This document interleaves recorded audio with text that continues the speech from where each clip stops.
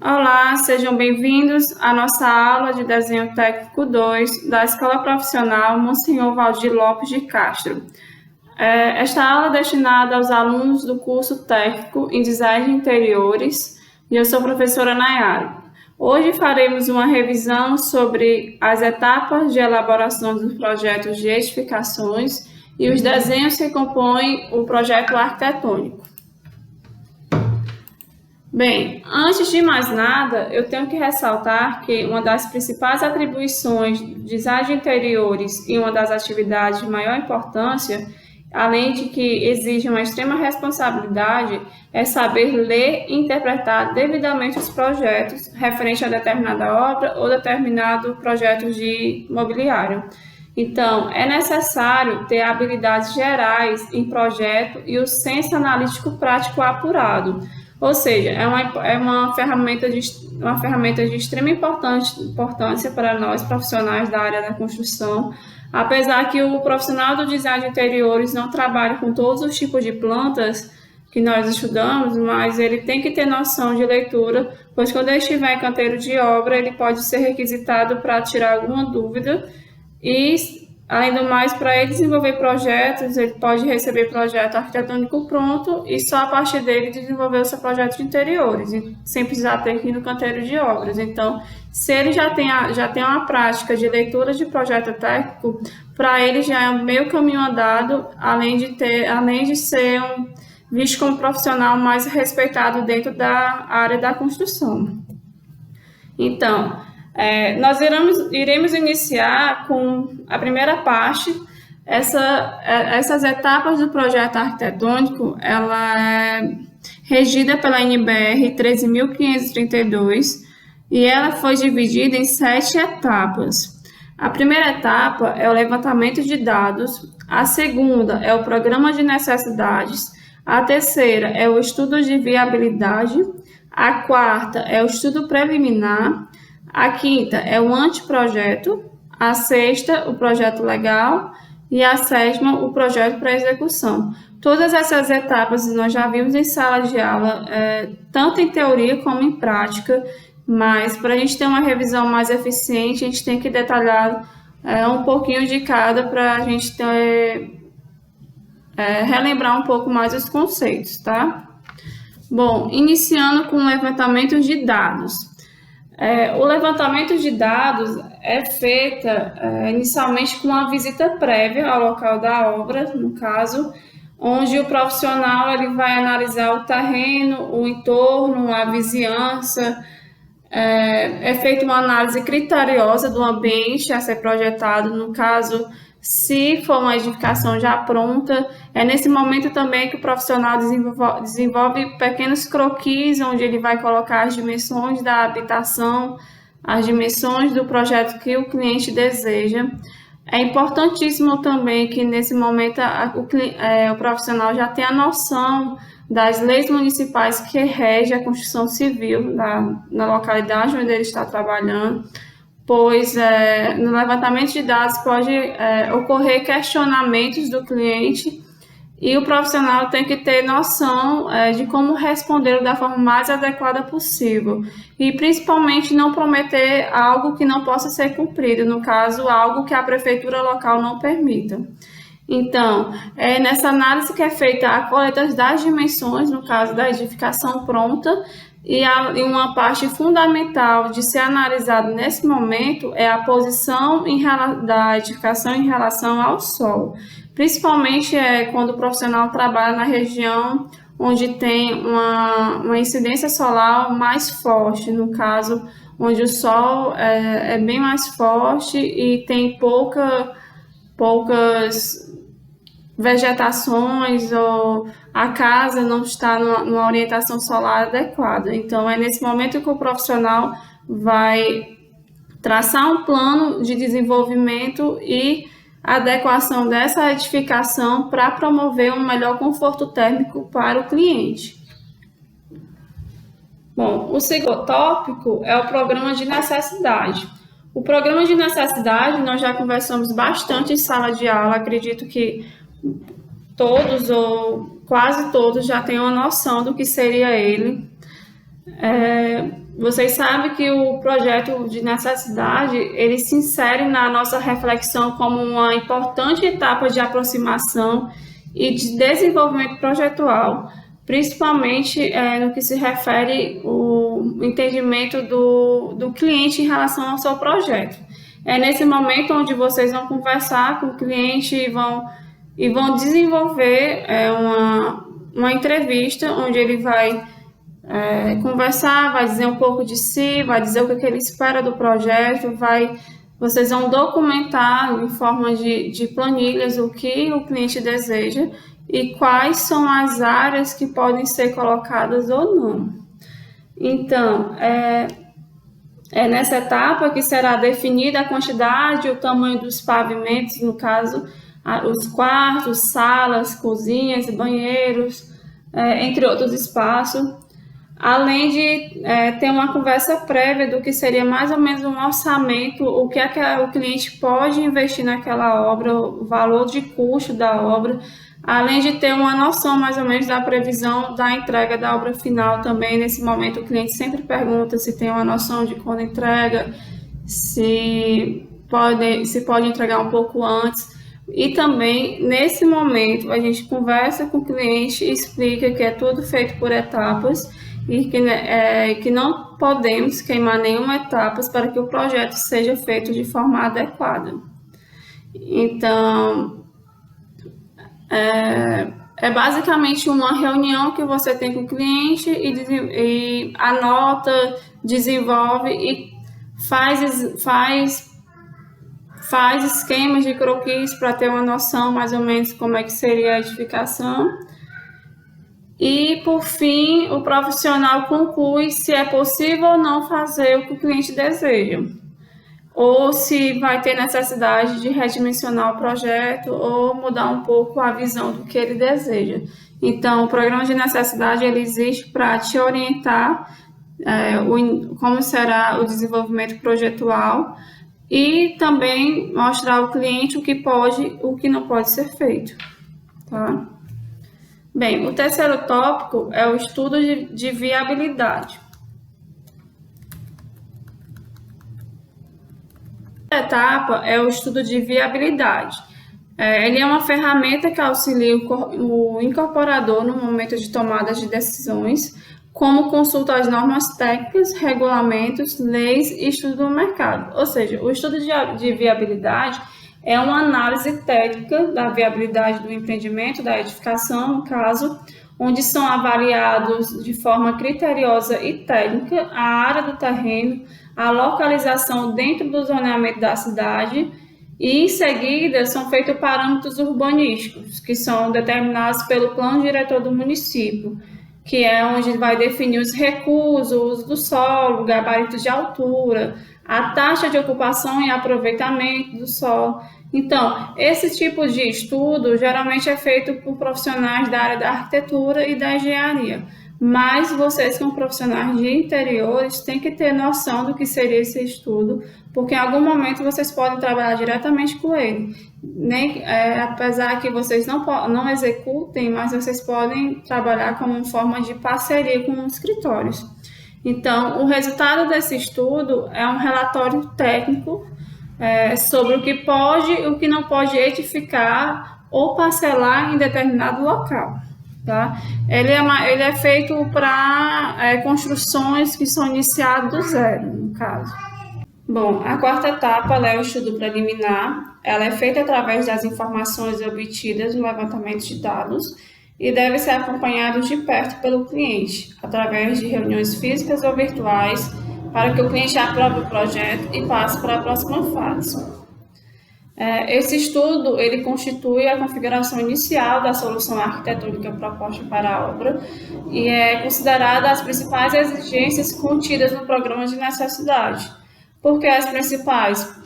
Porque o programa de necessidade ele vai englobar aspectos gerais, solicitações gerais do cliente, e que muitas vezes eles não podem ser atendidos. Então, é nesse momento que vocês vão ter que desenvolver um projeto, no caso, propostas. Normalmente, desenvolvemos de 1 a 3 propostas para que o cliente tenha um leque de opções para ser escolhido, no caso, para eles optarem. Então, em uma proposta pode ser que englobe 80% do que ele quer, na segunda já passe a ser 90% e na terceira passe a ser 99%. Então, o importante é que seja seguido as orientações e os desejos do cliente e que esses desejos sejam inseridos dentro de um projeto de forma adequada para que vocês não tenham dificuldade na execução do projeto, bem como também não tenha dificuldade no registro na prefeitura local, no caso, para vocês conseguirem o alvará de construção, de execução da obra também.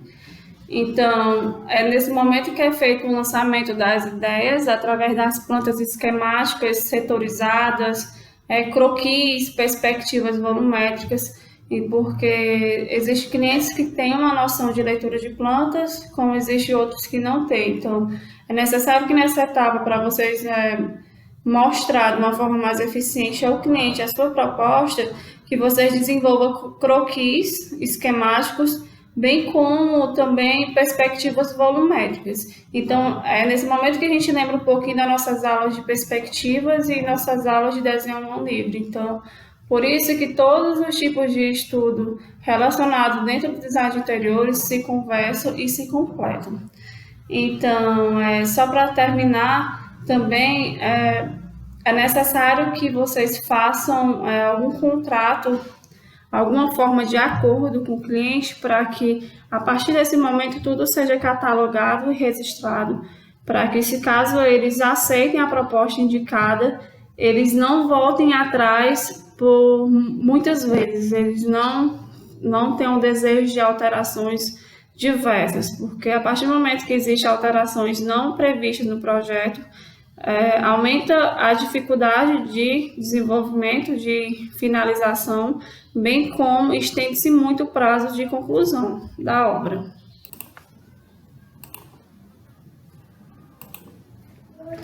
A quinta fase, o anteprojeto, ele constitui a configuração final da solução arquitetônica proposta para a obra e é desenvolvida a elaboração das plantas baixas com especificações de cada ambiente, cálculo de área, estrutura da edificação, planta de coberta, cortes, fachadas, implantação e animação em 3D, que são as maquetes eletrônicas. Então, é desenvolvida a elaboração dessas plantas de forma técnica, já numa leitura mais específica, com todos os tipos de informações necessárias para a construção, porém ela não está totalmente completa.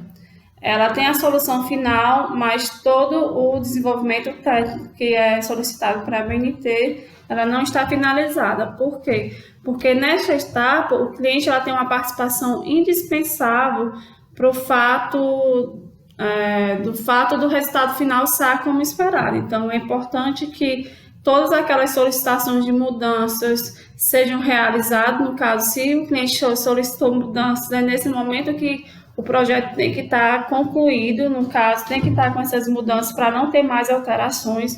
Até esse momento é possível, sim, fazer alterações, no caso, se vocês entrem em um acordo e optem por mudar em algum momento. Mas é só até essa etapa. A partir da próxima etapa não é possível mais modificar, porque já altera no resultado final do projeto. Então, após a aprovação desse desenvolvimento dessas etapas, é dado o início dos projetos complementares. Os projetos complementares, eles são o estrutural, o hidrossanitário, o projeto elétrico e o preventivo de incêndio, quando necessário. No caso, já a partir de 2016 já foi efetivada a necessidade de um projeto preventivo de incêndio, mas que vocês, como profissionais de interiores, podem ficar resguardados, e para trabalhar de uma forma mais eficiente, eu sugiro que trabalhem em parceria com outros profissionais, como arquitetos e engenheiros, que são habilitados para esse tipo de projeto. Um projeto complementar também que vocês podem estar desenvolvendo é um projeto de pontos elétricos e iluminação direcional. A sexta parte é o projeto legal. Ele é um projeto para aprovação junto à prefeitura local, atendendo além das exigências contidas no programa de necessidades e no estudo preliminar e anteprojeto. Ele também vai atender às exigências legais, como as novas técnicas, de acordo com o município, que são as leis que regem a construção civil dentro do município.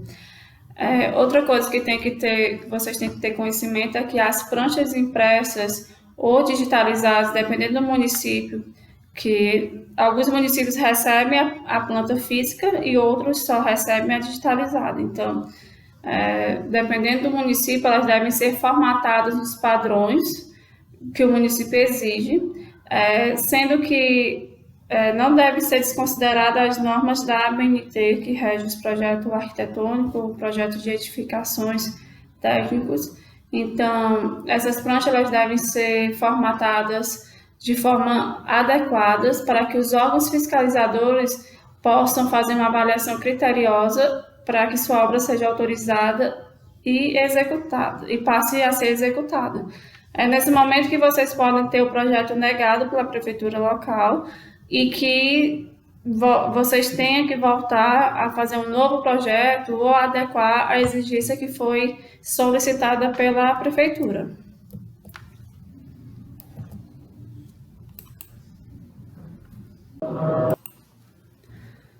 A última etapa, que é a sétima, que é o projeto para execução, ela é nesse momento em que o projeto sai do papel e torna-se realidade. Elas são plantas completas e com detalhes de construção com nível de complexidade adequada à realização da construção, e o projeto deve ser completo e acompanhado com detalhamentos construtivos. Além do quadros de esquadrias e imobiliários, eles também têm que ter uma especificação técnica de materiais, no caso de revestimentos, louças sanitárias e etc. Esse projeto trata-se de um conjunto de documentos técnicos, como já foi mencionado agora, que são os memoriais, necessários à execução. É nele que o profissional especifica as dimensões, acabamentos, os materiais utilizados, bem como os sistemas construtivos, além dos pontos elétricos, hidráulicos e as estruturas gerais. Nesse momento também obtém-se o resultado dos projetos complementares e é executada a compatibilização entre eles. Ou seja, a diversidade de projetos tem que ser alinhados e concluídos em um só, para poder ser executado de uma forma eficiente. Então, todos os desenhos de arquitetura são revisados e incorporados à posição e dimensão exatas dos elementos construtivos, no caso, os pilares, vigas, mezaninos, lajes, etc. Por que eu estou falando isso? Porque existirá projetos que vocês não irão executar, não irão desenhar, no caso, projetar, e que terão parcerias e que no momento que esses parceiros finalizar esse desenho, vocês têm que juntar, no caso, e formalizar um desenho só, no caso, uma posição final, que incorpore de uma forma eficiente e adequada onde estão os tipos de posição das dimensões, no caso, como foi dito agora, os pilares e as lajes, etc. Então, as pranchas elas têm que ser detalhadas e enviadas ao cantor de obras sobre a fiscalização de um mestre e do profissional que fez. Então, é importante que vocês façam o projeto, finalizem, dê entrada dentro da prefeitura, recebam o alvará de construção, de execução da obra e fiquem fiscalizando o seu projeto, no caso, a finalização, a execução do seu projeto dentro do canteiro, para que vocês não tenham surpresas futuras e desagradáveis muitas vezes. Então, é importante que nesse momento da execução, o profissional que fizer o projeto tenha uma disponibilidade de acompanhamento para que ele seja executado da forma mais eficiente possível. Outra coisa que vocês têm que saber é que o projeto, a obra, no caso, não pode ser executada com alguma planta faltando, algum documento ausente, então, para ela iniciar, ela tem que estar com todas as plantas do projeto executivo prontas, entregues e registradas, para que a equipe, no momento da execução, não tenha nenhum tipo de dúvida e não possa fazer algum tipo de erro, no caso, não possa ocorrer erros dentro da execução da obra no canteiro, tá? Então, essa parte das etapas de elaboração de projeto a gente termina por aqui. Bom, a gente finaliza aqui as etapas de elaboração de projetos de arquitetura com esses 7 passos que nós já estudamos de uma forma prática e teórica dentro da sala de aula, então acredito que vocês não terão dificuldade nesse momento que, enquanto a escola está desenvolvendo essas aulas à distância. E para a nova fase a gente vai conversar sobre os desenhos que compõem o projeto arquitetônico.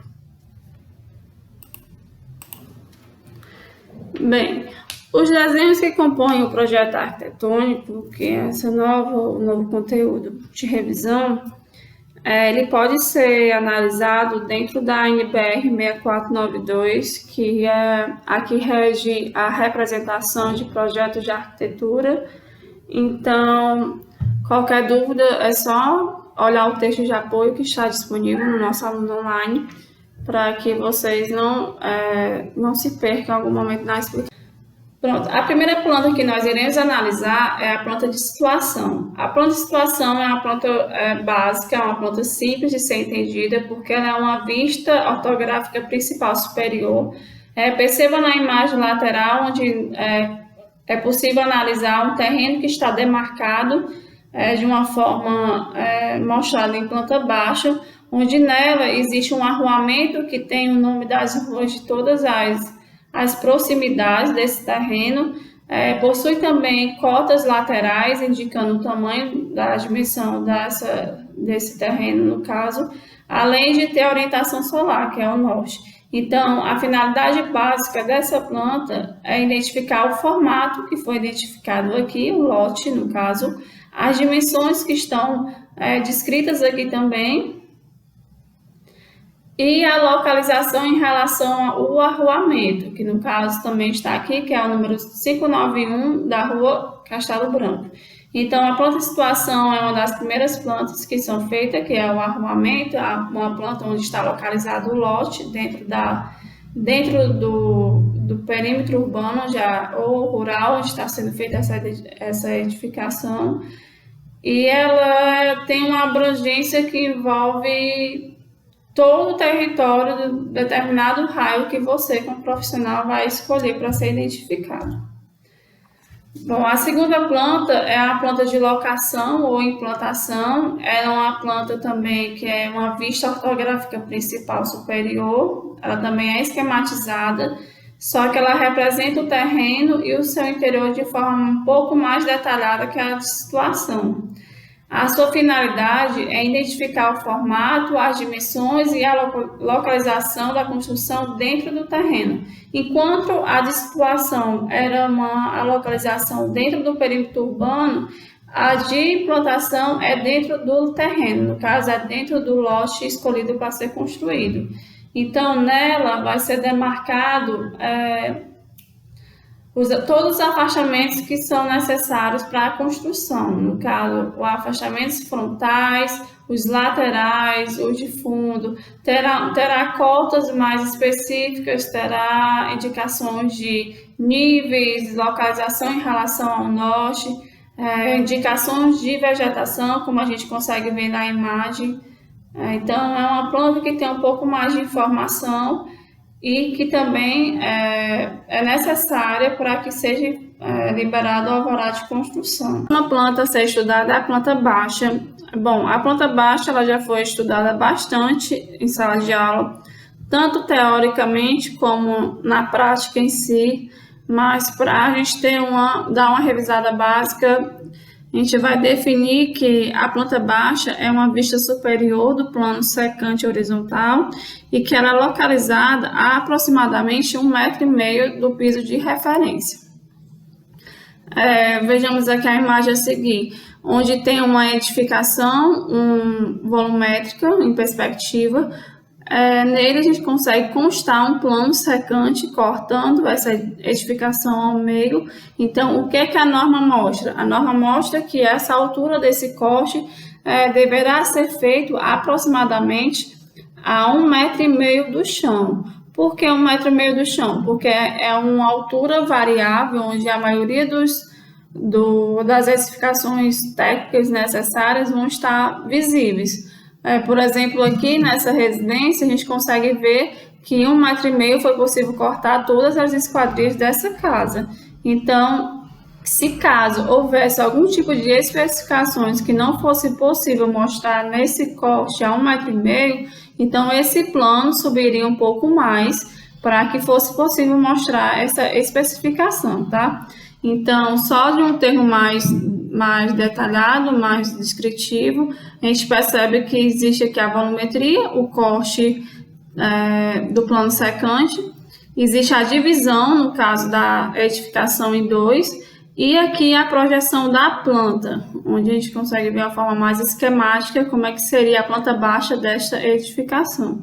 Então, como a gente já estudou bastante sala de aula de uma forma técnica, de uma forma mais prática, eu não vou me alongar muito, mas a gente precisa só salientar que nessa planta tem que ser indicado o norte, tem que ser identificada as linhas de cotas, linhas de projeção de telhado, tem que estar identificado os níveis, caso exista diferenças de níveis dentro do ambiente.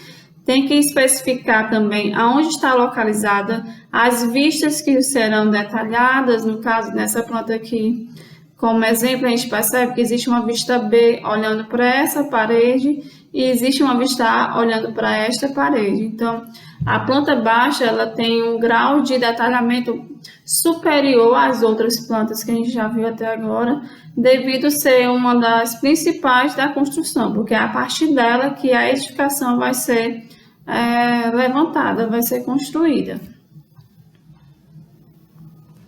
A próxima planta a ser analisada é a planta de corte. Nós também já trabalhamos bastante em sala de aula, mas de uma forma mais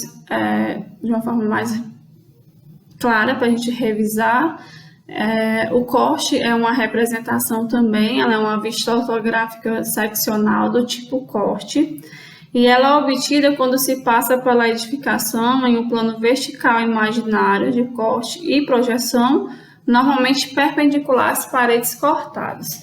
Nas imagens aqui ao lado, a gente percebe que existe 2 tipos de corte. No caso, esse corte aqui ele pode ser considerado um corte frontal e o outro corte, um corte transversal, no caso que seria na lateral da edificação. O que a gente pode mostrar sobre esses cortes? Existe também especificações técnicas de como é feito, de como deve ser detalhado esse desenho, e algo que tem que ser extremamente necessário é que nele existam cotas laterais, pois é nesse desenho onde a gente vai ter noção da altura da edificação, bem como alguns tipos de detalhamento que não é possível ver na planta baixa. Como percebemos aqui, o símbolo do nível da casa, a altura da casa, a altura do telhado também é visto dentro desse desenho. Então, é um desenho também bastante importante e que tem que ser feito de uma forma bem criteriosa. Uma forma aqui esquemática, no caso no 3D, para vocês observar. É o mesmo exemplo da casinha da planta baixa, onde a gente mostra um plano secante cortando a edificação ao meio. A partir do momento que a gente corta a edificação ao meio de uma forma imaginária, ela separada, ela fica com o resultado final assim, onde a gente percebe a mostra do alicerce, ele vai mostrar aqui o aterro, vai mostrar as paredes que são cortadas de uma forma mais próximas e uma parede que é cortada totalmente, que no caso aqui, além de ter cortado a parede, que tem a parte mais completa, foi cortada uma esquadria. Então, as linhas de representação dessa planta é diferenciada, como nós estudamos em sala de aula. Aquilo que está mais próximo do observador, ela é um pouco mais grossa, e o que está mais profundo, mais afastado, é um pouco mais fino. Por exemplo, a gente percebe aqui que essa edificação, que essa parede, ela está um pouco mais longe, nós sabemos, porque essa distância aqui é diferente desta distância aqui. Perceba que o tipo de traço já altera no que se refere ao dimensionamento do traço. Esse traço é um pouco mais grosso que esse, então é isso que faz com que o profissional identifique dentro desse desenho o que está próximo ou não. Colocando aqui mais uma forma mais específica, percebam que aqui existe um nível diferente, que é o nível da rua. Existe uma altura diferenciada, que é justamente a altura onde ela vai mostrar aqui o alicerce da casa e o aterro, e também vai mostrar a altura da sua comieira, que seria a divisão das duas águas do telhado, tá? Então, a gente já viu isso aqui em sala de aula, já fizemos bastante exemplo. Acredito que vocês não terão dificuldade de desenvolver essa planta, mas caso exista, é só entrar em contato. Mas para a gente não se alongar muito na aula, eu vou passar para a próxima explicação. Tá, então, a próxima planta é a fachada. A fachada, elas são elementos gráficos de um desenho arquitetônico, e ela é constituída por vistas principais ou eventualmente auxiliares da edificação. O que acontece? Cada edificação, quando ela é solta dentro de um lote, ela existe 4 lados. Então, esses 4 lados, eles devem ser representados de forma técnica, identificando, além do seu formato geométrico, de como a casa ela também tem que identificar os tipos de materiais empregados dentro dessa construção, principalmente se for um projeto de reforma, pois no projeto de reforma a gente está mudando todo o revestimento da edificação, e para que não haja nenhum tipo de dificuldade de entendimento dentro do projeto específico, a gente tem que ter linhas direcionadas mostrando o que é o revestimento que vai ser utilizado, qual é que vai ser trocado, qual é que vai ser mantido, tá? Então, uma planta simples de ser entendida. Acredito que vocês também não terão dificuldade devido a ser uma planta bastante autoexplicativa. Então, vamos passar para a próxima planta.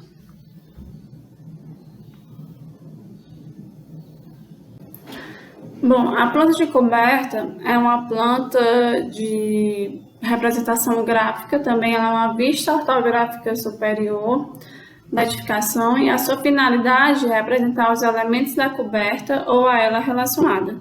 Perceba na imagem lateral que essa planta de coberta ela é uma planta de 2 águas, onde a gente percebe que existe uma queda para um lado e outra inversamente, e que nessa planta está mostrando as cotas do tamanho da edificação, bem como a projeção da parede da edificação. Então, essa planta ela contém alguns elementos construtivos necessários também para ser construído. Nela também vai ser indicado o tipo de telha que vai ser utilizado nessa construção, bem como a sua inclinação máxima para que essa telha seja instalada de uma forma adequada. Nela também vai ser indicada beirais, caso houver, platibandas, rufos, marquises. Então, é uma planta específica para detalhar de uma forma superior a edificação, mas que é de extrema importância para o desenvolvimento da execução do projeto de uma forma adequada. Ela também mostra, como já foi mencionado, as cotas do tamanho da edificação de uma forma mais gerais, mas que ela também precisa ter para que ela não seja negada dentro da prefeitura local. Uma planta de detalhamento, que é uma planta extremamente importante para o design de interiores, que é a planta de elevações e vistas. Ela é uma representação gráfica de planos internos ou de elementos da edificação. O que quer dizer? Que ela é uma planta que vai identificar dentro do ambiente algo que precisa ser detalhado ou algo que ainda não apareceu nem na planta baixa, nem na planta de corte. Então, Perceba esses dois exemplos aqui indicados, onde a gente mostra, é possível verificar com grande clareza que existe duas esquadrias, no caso são duas portas nessa primeira imagem, e existe um quadro de decoração. Então, essa vista ela vai estar sempre trabalhando com a ambientação do ambiente. Por isso que ela é tão importante para o profissional de design de interiores. Porque a maioria dos seus projetos ele vai ser finalizado de uma forma de vistas arquitetônicas, onde o cliente consiga observar como será a decoração do seu ambiente, e como aquele determinado móvel escolhido, aquele determinado projeto de imobiliário vai ficar executado na sua forma final. Temos outro exemplo aqui de como seria essa decoração numa vista mais esquemática. Percebam que nesse primeiro ambiente, que é uma vista mais detalhada, a gente consegue perceber que existe aqui um diferenciamento de uma janela, existe a separação por meio de vigas dos ambientes, que seria um quarto e o banheiro, mas que a gente consegue, por mais que essa vista esteja indicando numa altura que não mostre o banheiro totalmente em si, mas a gente consegue identificar por meio de projeções que existe uma banheira, uma janela, como também existe um chuveiro aqui atrás. Então, perceba que as vistas, geralmente, elas vão indicar algo que está mais próximo, ela vai detalhar algo que está necessário a ser detalhado, mas que também ela não vai esconder elementos construtivos importantes para diferenciar onde a vista está sendo localizada. Um novo exemplo de vista também aqui do lado, esse aqui já é uma vista mais compacta, é uma vista de uma parede de um quarto, onde nela também tem umas especificações mais completas, onde tem o diferenciamento de tipo de texturas que foi utilizado nessa ambientação, qual foi o tipo de espelho utilizado, escolhido para a execução, bem como também todas as cotas laterais dos mobiliários que está sendo executado, no caso que está sendo implantado nesse local. Então, o que vocês têm que entender? Que a vista ela tem um pouco de semelhança com o corte. A diferença é que ela tem que trabalhar também com detalhamento de ambientação e tem também que ser detalhado através de linhas de chamada, que são essas aqui. Essas linhas de chamadas têm que estar especificando o tipo de material utilizado na ambientação dessa cena, dessa localização que vocês estão tentando detalhar através das vistas, certo? O último detalhe de planta das etapas que nós temos que conhecer são os detalhes ou ampliações, no caso. As vistas são tipos de detalhes, mas existem outros tipos, outras necessidades que são necessárias e fundamentais para que o projeto seja bem executado. Então, esses detalhes eles são representações gráficas de todos os pormenores necessários para a execução do projeto. Ele tem que ser detalhado em uma escala adequada para um perfeito entendimento do projeto e para possibilitar sua correta execução. Ou seja, geralmente uma planta de detalhes, uma ampliação, ela é feita numa escala bem diferenciada da natural utilizada no projeto, onde a gente percebe que esse projeto aqui de detalhamento, ele foi feito numa escala de 1:25, o que ela significa que a cada 4 centímetros no desenho equivale a 1 metro na edificação, e essa escala traz um grande detalhamento da obra, mas o seu tamanho do papel é relativamente grande. Então, a partir do momento que vocês colocam uma escala de 1:100, que é uma escala mais de redução, existe um tipo de disparidade na hora de formatação da prancha, mas que é necessário ter essa ampliação, esse detalhamento numa escala mais adequada, no caso, uma escala maior, devido ao seu grau de necessidade de entendimento, ok? Então, a nossa aula de... Então, a gente fica por aqui, é uma revisão um pouco extensa por ser teórica, mas é necessária, é fundamental que vocês tenham esse tipo de aula, por nós estar um pouco longe. Então, eu desejo que vocês tenham ótimos estudos e que acessem a nossa plataforma no Aluno Online para ver nossos textos de apoio, além de resolver o nosso exercício proposto, tá? Até a próxima aula e bons estudos!